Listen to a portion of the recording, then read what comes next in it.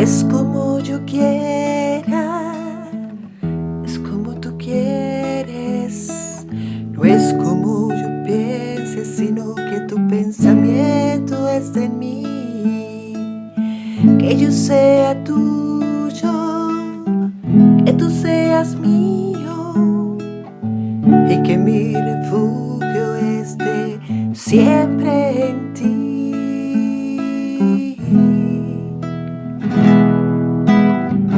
Una inyección de esperanza necesito para mí, un maná celestial oiré yo de ti aquí.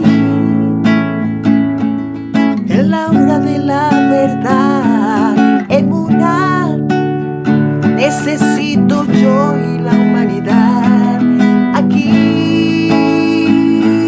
En la hora de la verdad, emuná, necesito yo y la humanidad. Inyección de esperanza de Yahweh, inyección de esperanza del Ruach HaKodesh aquí. En la hora de la verdad, emuná, necesito yo y la humanidad.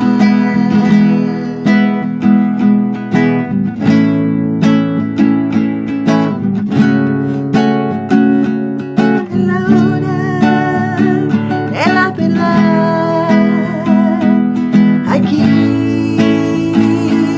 En la hora de la verdad, no cambies el dial, porque aquí oirás una inyección de esperanza que te hará crecer en Yahweh, te hará crecer,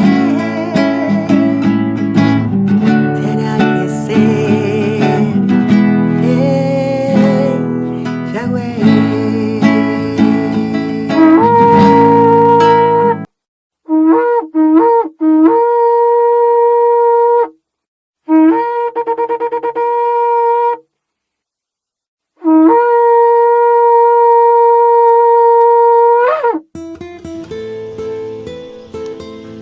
Mis grandes amigos, escuchar el programa Inyección de Esperanza. ¿Qué tal? ¿Cómo están? Les saluda su amigo el pastor Emilio Vázquez desde el departamento de Itapúa, República del Paraguay. ¿Cómo están, mis queridos oyentes? Aquí estamos listos, prestos, con mi compañero de tarea aquí en control de controles, el pastor Francisco Araque, tecleando la compu, ahí haciendo posible que usted pueda tener este programa en su nación, en su grupo, en su chat. ¿Qué tal? ¿Cómo está, mi querido pastor Francisco? Ahí en control de control, en la sala técnica, ahí preparando ya lo que va a ser el capítulo 2 del libro de Eclesiastés. Excelente el inicio ayer de Eclesiastés capítulo 1, con la misma voz de nuestro querido pastor Francisco Araque, con la misma voz. Al parecer no le presenté ayer, ¿no? Pero ¿quién no conoce la voz de Francisco Araque? Por favor. Sí, era Francisco Araque leyendo el libro de Eclesiastés capítulo 1 ayer. Bueno, así es que a prepararse para seguir deleitándonos con un capítulo más de lo que va a ser hoy Eclesiastés capítulo 2, que está preparadísimo para que usted lo pueda disfrutar juntamente con los estudios que vamos a estar haciendo hoy. Más 595-985-162-975, y aquí ya le enviamos un abrazo rompespalda para todos ustedes, América del Sur, de punta a punta, con el Ministerio Internacional Inyección de Esperanza. Más 595-985-162-975, línea personal a través del cual estamos recibiendo sus mensajitos, sus llamadas, sus escritos, sus preguntas, sus peticiones de oraciones. Bueno. ¿Qué más faltó? Sí, estamos ayudando a los hermanos también en consejería. ¿Qué más faltó? Aquí están los hermanos que se están preparando y le estamos ayudando en la organización en sus congregaciones porque van implementando esta enseñanza también. Y bueno, preguntas y respuestas, eso es de todos los días. A los estudios de los grupos, sí, estamos en más de 50 grupos, impresionante. Me lleva mucho a veces porque a veces tengo saturado el teléfono y demás, y bueno, pero estoy cumpliendo. Estamos cumpliendo con ustedes.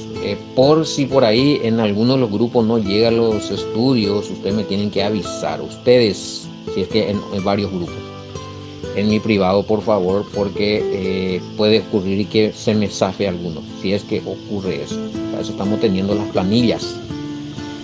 Bueno, a ver qué más tenemos aquí ya. Bueno, los que quieren ingresar en el grupo de estudios se contactan conmigo, yo les paso el reglamento, si están de acuerdo con eso, adelante, si no, pues lo siento, sigue la cosa. ¿Qué más tenemos aquí? Vamos a prepararnos para escuchar entonces, Eclesiastés capítulo 2. ¿Quién viene hoy, Pastor Francisco? ¿A quién le tenemos en punta?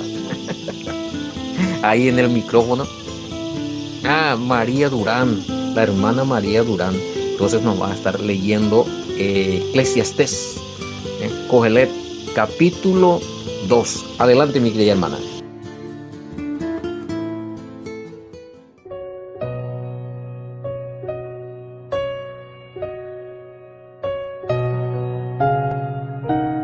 Coelet.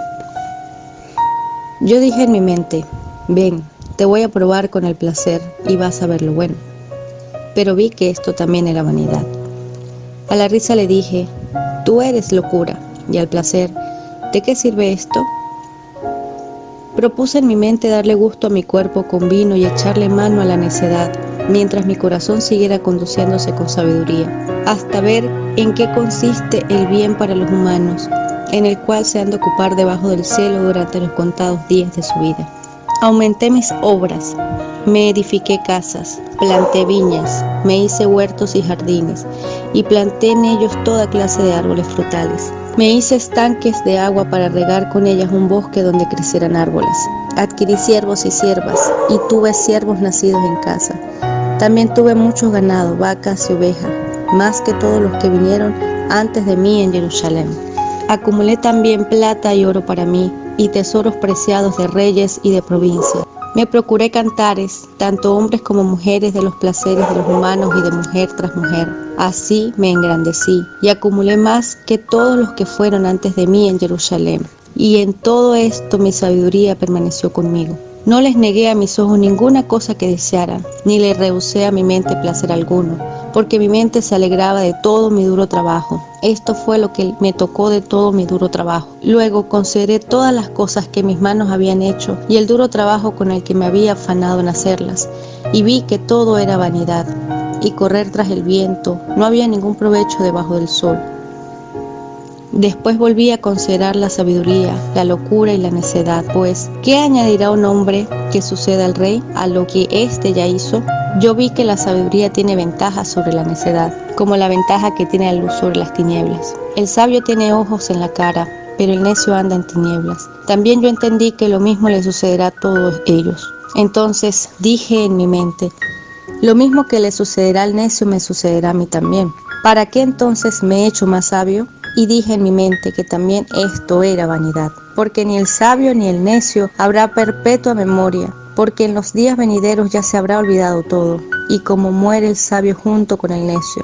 Entonces aborrecí la vida, porque la obra que se hace debajo del sol me era fastidiosa, pues todo es vanidad y correr tras el viento, y asimismo aborrecí todo el duro trabajo con que me había afanado debajo del sol, el cual tendré que dejarle a otro que vendrá después de mí, y quién sabe si él será sabio o necio. Sin embargo, se apoderará de todo el duro trabajo con que me he afanado para hacerme sabio debajo del sol.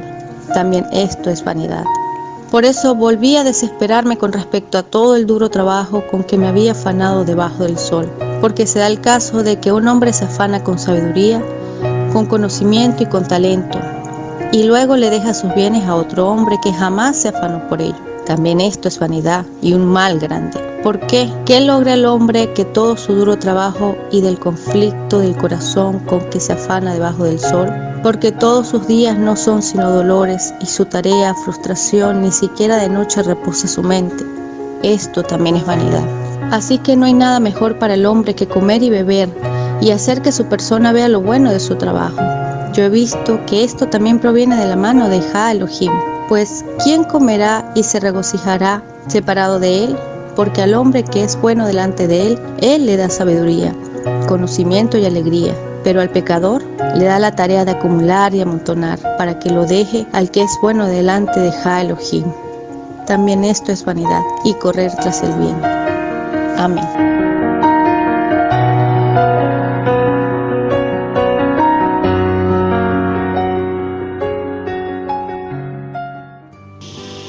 Excelente, excelente, excelente.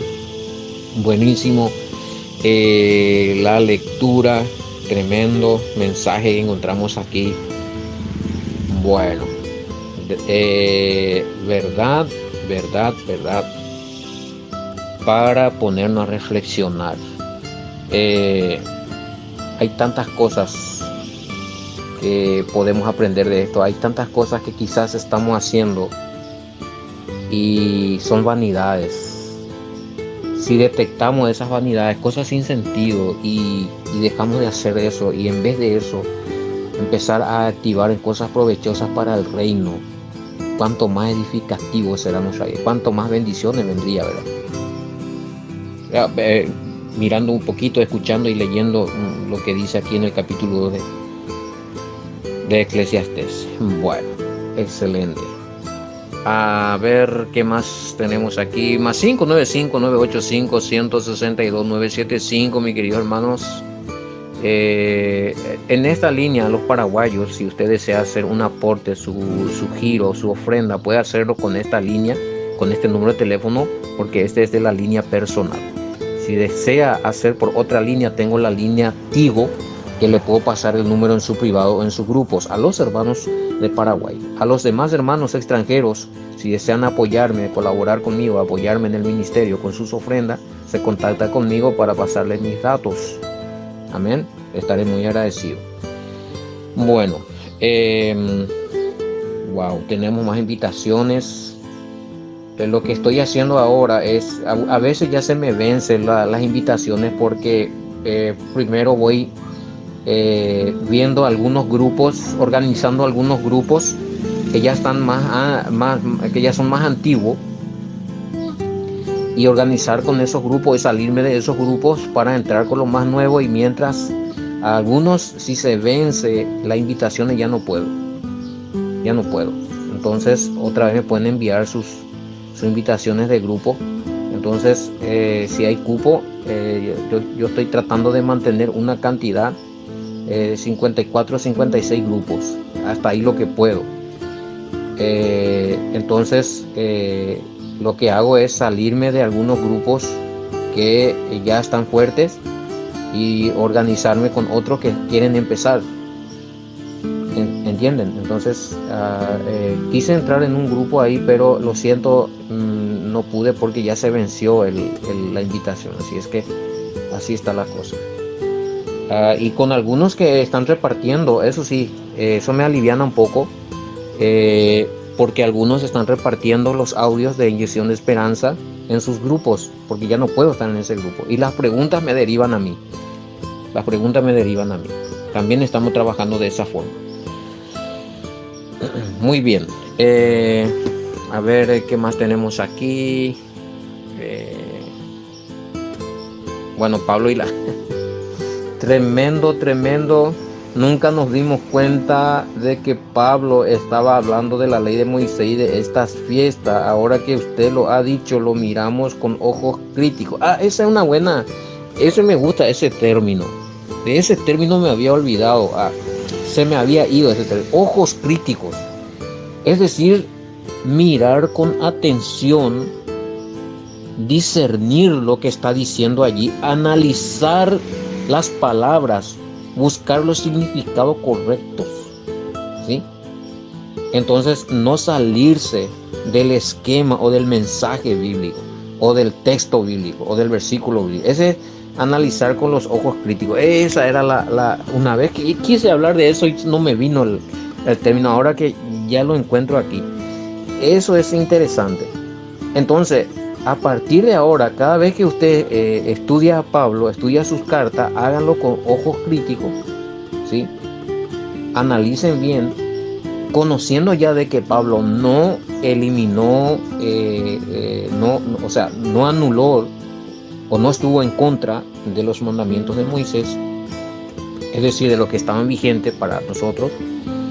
Entonces ahora nos damos cuenta, sí, Pablo, wow, él estaba hablando de las, porque algunos se sorprende, me mandan los mensajes, increíble cómo es que Pablo, este es el Pablo verdadero, y le confundimos, ¿cómo es que decía?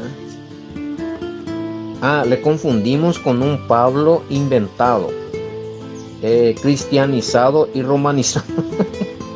Porque, bueno, menos mal que este es el otro Pablo, porque si Pablo lo escucharan.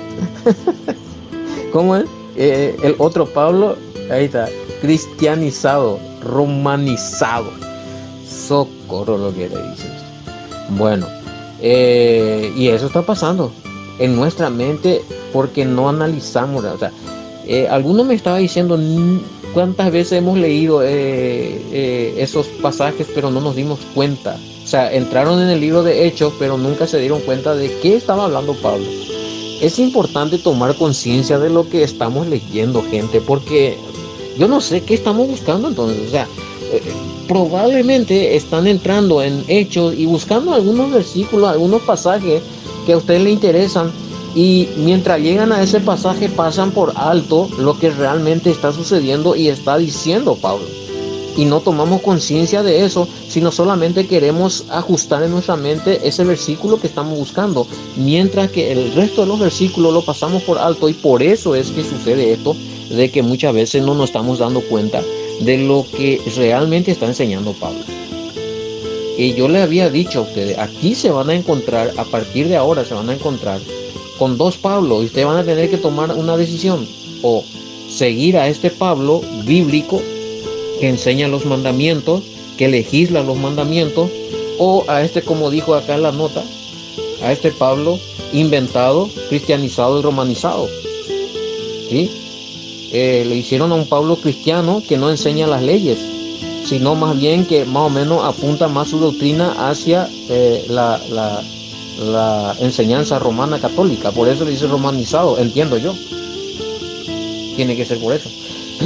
Bueno, lastimosamente las religiones, y yo creo que no debe ser solamente la Iglesia Católica que ha distorsionado a un Pablo, sino también hay otras religiones que siguen esa misma distorsión. O sea, le critican a los católicos de alguna forma por algunas cosas, pero hay muchas doctrinas que los católicos han distorsionado que todavía en su congregación lo siguen. Ese es el problema. Pero y aquí en este estudio, y yo agradezco a algunos que me están abriendo puertas, se están comunicando conmigo, son personas entendidas, personas que estudian teología, están con la escritura y se están sorprendiendo, y ahora me están enviando preguntas y estamos estudiando juntos porque están cambiando de mentalidad, están cambiando de visión cuando miran a Pablo y sus enseñanzas. Es decir, le están devolviendo a la escritura la identidad primitiva, porque a la escritura se le robó la identidad primitiva, se le puso una identidad de una cultura que no le pertenece, de una creencia distorsionada, cuando que en realidad lo que está diciendo Pablo pertenece a una cultura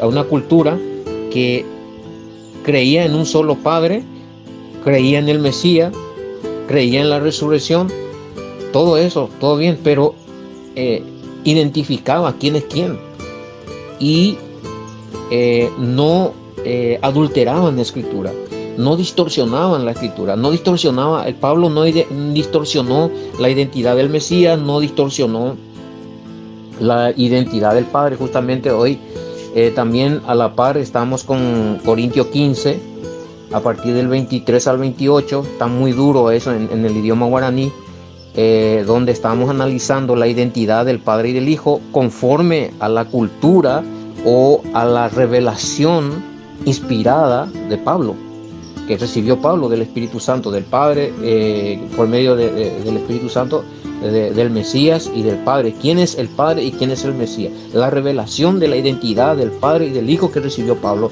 por el poder del Espíritu Santo. Eso quiere decir ungido.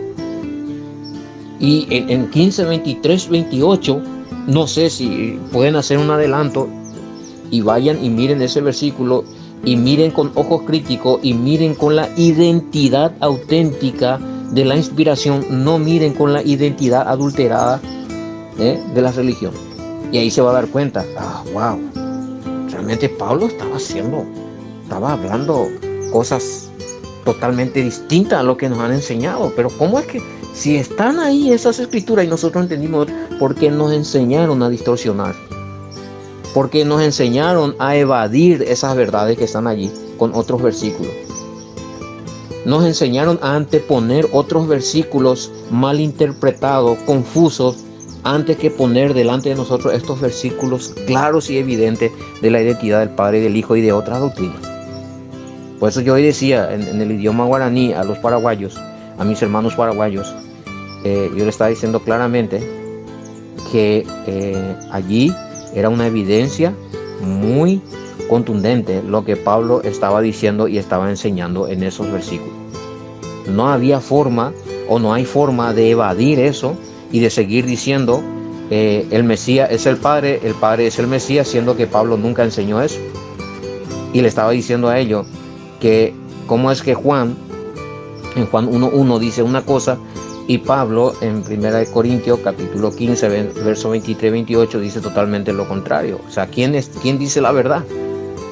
Ambos son discípulos del Mesías y ambos son ungidos. Porque Juan le identifica al Mesías como al Todopoderoso en Juan 1.1 y Pablo le identifica al Mesías como el Hijo que va a entregar el reino al Padre y que está sujeto al Padre, pero que el Padre no se sujeta a él. ¿No les parece un poco raro esto? Es porque hay adulteración o mala interpretación o malas traducciones. Si es que ojo con esto. Bueno, seguimos entonces. Está tremendo esto de... Ya estamos en el verso 4. Claro, cuando él dice en el nombre de nuestro Maestro, el Mesías, reunidos ustedes y mi espíritu con el poder del mismo Maestro y Mesías nuestro. Y el poder del Mesías se refiere al poder que tenía el Mesías. La base del poder del Mesías, el Espíritu Santo. La unción que tenía el Mesías, que era el poder del Padre, que es el Espíritu Santo, ¿sí? Con esa unción ellos se reúnen en espíritu, en comunión, para aclarar el tema, para hacer algo contra este caso de inmoralidad. Por eso es que le dije ayer que estaríamos entrando un poquito al caso del pecado en cuestión. Desde el 1 al 5, si nosotros leemos, por ejemplo, ahora estamos en el 4, pero escuchen lo que está diciendo él. Dice, en la Reina Valera dice, el tal sea entregado a Satanás para destrucción de la carne, a fin de que el espíritu sea salvo en el día de la venida del Maestro, el Mesías. El tal sea entregado a Satanás para destrucción de la carne, a fin de que el espíritu sea salvo en el día del Señor Jesús, dice Reina Valera. Y la BIM dice, en el nombre de nuestro Maestro Yahoshua, reunidos a ustedes y mi espíritu con el poder de nuestro Maestro Yahoshua, entreguen al Satán para que reciba un castigo en su carne, a fin de que su espíritu se salve en el día del Maestro Yahoshua el Mashiach. ¿No hay pena de muerte? No, porque se aplica la misericordia por la muerte del Mesías, pero sí hay consecuencia por el pecado que uno va a sufrir. Uno tiene que pagar las consecuencias y hay que sufrir las consecuencias. Eso es categórico, lastimosamente, duele decirlo, pero hay que decirlo. Usted viola un mandamiento que el Padre dice, no haga esto, y usted lo hace, está transgrediendo ese mandamiento, eso es pecado. Primera de Juan 3:4 dice que pecado es transgresión de la ley de Elohim, transgredir la ley o mandamiento de Elohim. O sea, ¿en qué se basan los mandamientos de Elohim? En los mandamientos que entregó a Moisés. Obviamente que para nosotros los gentiles, injertados en el reino, en la nación santa de Israel, no corre los 613 mandamientos. Pero muchos de los mandamientos están vigentes para nosotros. Lo que tenga que ver es en este caso de la moral, ¿sí? Los 10 mandamientos, las fiestas, las alimentaciones, todo eso todavía está vigente para nosotros. Lo que pasa es que se malinterpretó, como estábamos diciendo hace rato, se transformó, se nos enseñó mal, se usó versículos que hablaba de otra cosa para enseñarnos de que hablaba en contra de los alimentos puros. Pero ahí todos tenemos evidencia. Tenemos evidencias para demostrar que hubo mala interpretación. Bueno, no hay pena de muerte. No, pero en este caso, hermano o hermana, si Pablo está diciendo, lea bien, ahí no está diciendo que se ha entregado al Satán para que el Satán le mate. Él no está hablando, porque si no, de lo contrario, sería cierto lo que usted dice. Al fin y al cabo es otra vez un castigo de muerte, porque entregarle al Satán es entregarle a la misma muerte. Pero ahí no dice él que se va a ser entregado al Satán para que el Satán le mate. No sé qué versión usa usted, pero acá en la versión que estamos leyendo, para que reciba un castigo, dice 5:5. Reciba un castigo. Reina Valera dice, en tal será Satanás para destrucción de la carne. No está hablando o sea, a eso es lo que trae confusión. Sí, porque si usted tiene razón, si va a ser destruido, está hablando pero está hablando de un castigo, destrucción de la carne en el sentido espiritual. ¿Cómo se destruye la carne? ¿Cómo se vence la carne? La carnalidad, con las cosas espirituales, renunciando al pecado, dejando de practicar el mismo pecado de siempre. De eso está hablando, no de muerte. No sé si me explico. O sea, no está diciendo Pablo que se ha entregado a un Satán y este fulano muera. No es eso, él no está haciendo eso. Está hablando de un cortamiento, está hablando de que, tiene que salir del campamento y le va a venir consecuencia, y quizás por medio de esa consecuencia esta persona tome conciencia de sus errores, de sus pecados, se arrepienta y vuelva arrepentido, venciendo la carnalidad. ¿Cuántos de nosotros hemos pasado esta experiencia de que teníamos debilidades y que a causa de eso pasamos crisis, pasamos dificultades? Hay testimonios de personas que han contado de que por no querer renunciar a tal pecado pasaron duras consecuencias, momentos muy duros, enfermedades inclusive, que allí en el lecho de dolor de la enfermedad, en último grado de enfermedad, ahí se arrepintieron y se sanaron. Esas cosas que ocurren, o sea, no es ficticio, no es mito, es real. ¿Sí? Entonces de eso se trata. Pablo lo que está diciendo ahí, este varón, esta persona va a tener que va a tener que apartarse de esto que es el campamento santo, de esto que es la congregación. Es como que va a estar excomulgado por un tiempo, espacio, hasta que él se arrepienta. Bueno, acá tenemos un comentario. Ahora, volviendo al caso del pecado en cuestión, en el verso 1:5, Pablo dice que este tipo de pecado no lo practica ni entre los incrédulos. La sentencia que Pablo aplica es el cortamiento. Ahí está, eso es lo que le estaba diciendo. Es decir, expulsión de la congregación hasta que se arrepienta de sus pecados. La expresión quiten de entre ustedes al que ha cometido tal acto nos indica el cortamiento o excomunión del pecador.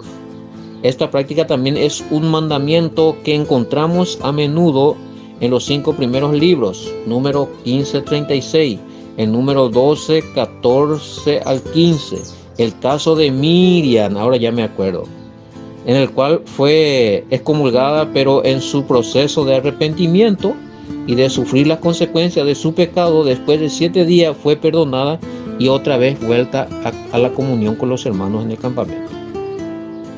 Según el verso 3 al 5, Pablo aplicó este castigo llamado entregar al Satán al proceso de expulsión y sufrimiento por consecuencia del pecado hasta el arrepentimiento. Ya la pena o castigo fue dictaminado en el nombre del Mesías, como lo vemos en el versículo 4, con la unción que tenía el Mesías, es decir, aprobado por el Espíritu Santo, y mirando y creyendo el sacrificio del Mesías, no aplicando la pena de muerte. Ves Romanos 3, 22, 25, Colosenses 2, 14. Tremendo. Bueno, hasta aquí entonces es muy claro.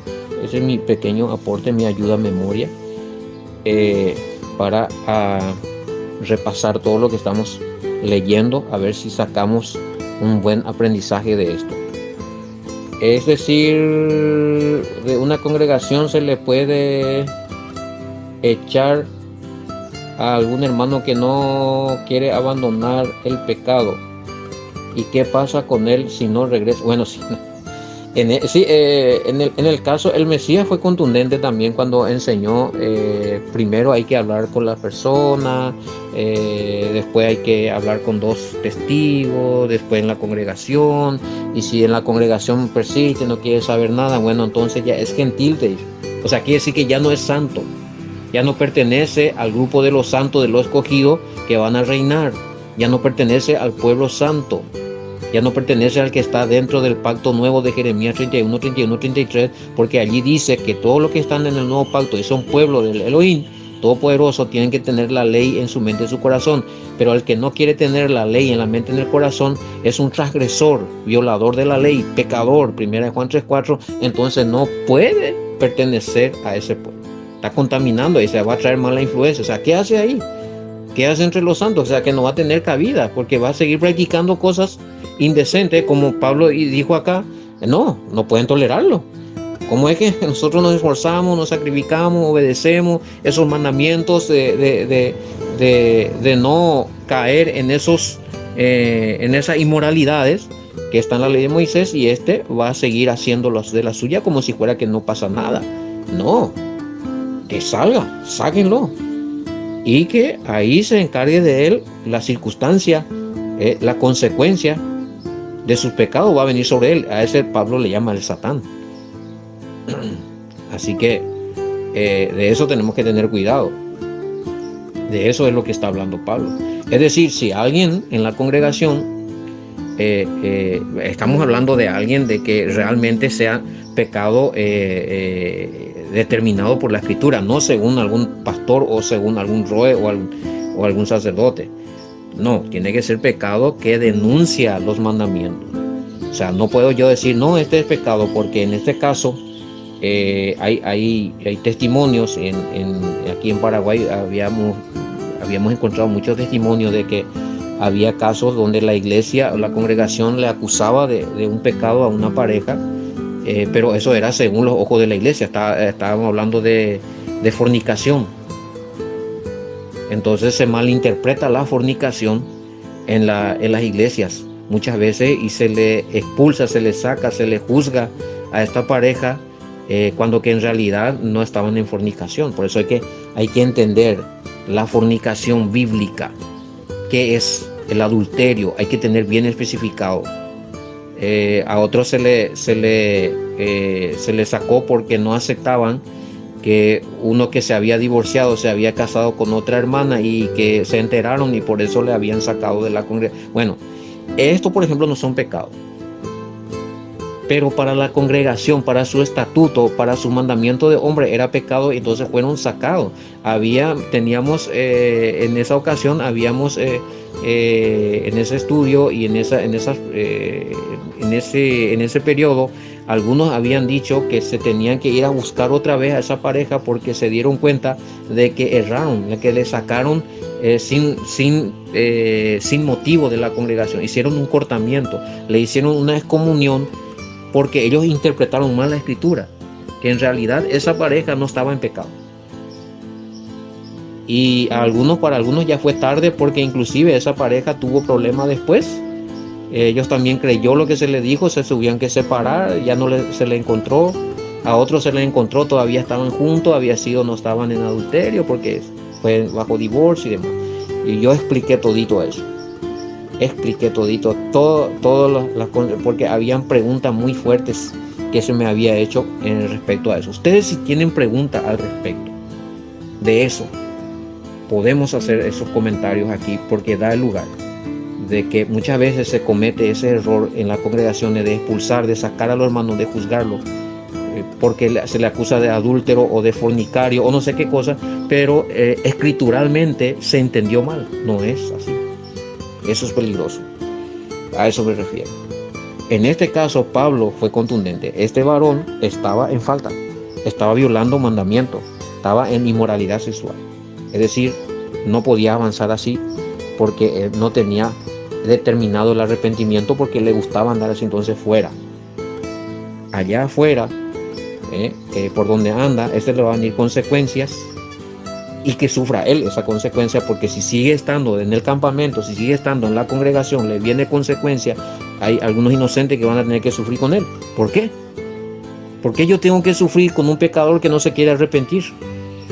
Que salga y que se vaya y que sufra consecuencias y que se purifique allí a raíz de la consecuencia que le viene. Purificarse en el sentido de arrepentirse a través de la consecuencia que le va a venir. Y es una lástima tener que llegar a eso. ¿Por qué uno no se arrepiente antes de que le venga consecuencias duras? Saque su conclusión.